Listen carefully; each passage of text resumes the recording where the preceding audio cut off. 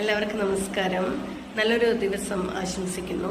കുട്ടികളിൽ നിന്ന് ചിലത് നമുക്ക് പഠിക്കാനൊക്കെ ആവും. കാരണം ഓരോ കുട്ടിയും വ്യത്യസ്തരാണ്.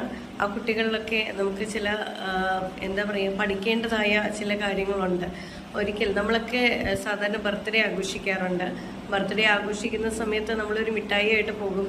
എന്തിനാ ബർത്ത്ഡേ ആഘോഷിക്കുന്നതെന്ന് ചോദിച്ചു കഴിഞ്ഞാൽ മിഠായി കൊടുക്കാൻ വേണ്ടിയാണെന്ന് പലപ്പോഴും പല കുട്ടികളും പറയാറുണ്ട്. ഞാനടക്കം അങ്ങനെ തന്നെയാണ് പറയാറ്. അപ്പം ഒരിക്കൽ കൗൺസിലിംഗ് റൂമിൽ ഇരിക്കുന്ന സമയത്ത് ഒരു കുട്ടി മിഠായി സ്വീറ്റ്സുമായിട്ട് വന്നു. ബർത്ത്ഡേ ആണ്. അപ്പം ഞാൻ ബർത്ത്ഡേ വിഷൊക്കെ ചെയ്തു. എന്നിട്ട് ഞാൻ വെറുതെ ഒരു കുസൃതിയായിട്ട് ഞാൻ ചോദിച്ചു, ആഹാ എന്താണ് വിശേഷം എന്നൊക്കെ ചോദിച്ചപ്പോൾ ബർത്ത്ഡേ ആണ്. അപ്പം ഞാൻ ചോദിച്ചു എന്തിനാണ് ബർത്ത്ഡേ ആഘോഷിക്കണേ എന്ന് ചോദിച്ചു. അപ്പോൾ അവൻ കുറച്ചൊന്നിങ്ങനെ ആലോചിച്ചു. എന്നിട്ട് പറഞ്ഞു, എൻ്റെ അമ്മ പറഞ്ഞിട്ടുണ്ട് എൻ്റെ മോനുണ്ടായതിന് ശേഷമാണ് അമ്മ ഏറ്റവും കൂടുതൽ സന്തോഷവതിയായിട്ട് ഇരിക്കുന്നേ എന്നുള്ളത്. അമ്മ ഏറ്റവും ഹാപ്പി ആയിട്ടിരിക്കുന്നത് ഞാൻ ജനിച്ചതിന് ശേഷമാണെന്നാണ് അമ്മ പറഞ്ഞത്. അപ്പം ആ സന്തോഷം മറ്റുള്ളവരുമായിട്ട് പങ്കിടാൻ വേണ്ടിയിട്ടാണ് ഈ ബർത്ത്ഡേ ആഘോഷിക്കുന്നതെന്ന്. സത്യം പറയാലോ, ഞാൻ ഞെട്ടിപ്പോയി.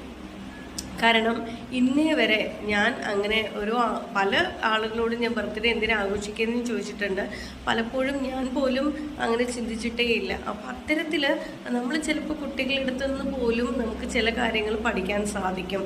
അത്തരത്തിൽ സ്വന്തം സന്തോഷത്തിന് വേണ്ടിയാണ് സ്വന്തം ജന്മദിനം എല്ലാ വർഷവും ആഘോഷിക്കുന്നതെന്നുള്ള ഒരു തോട്ട് അത് കൊടുത്തിട്ടുള്ളത് അവൻ്റെ അമ്മയാണ്. ആ അമ്മ എത്രത്തോളം മനോഹരമായിട്ടാണ് അവർക്ക് ചില കാര്യങ്ങൾ പഠിപ്പിച്ചിട്ടുള്ളത് അല്ലേ.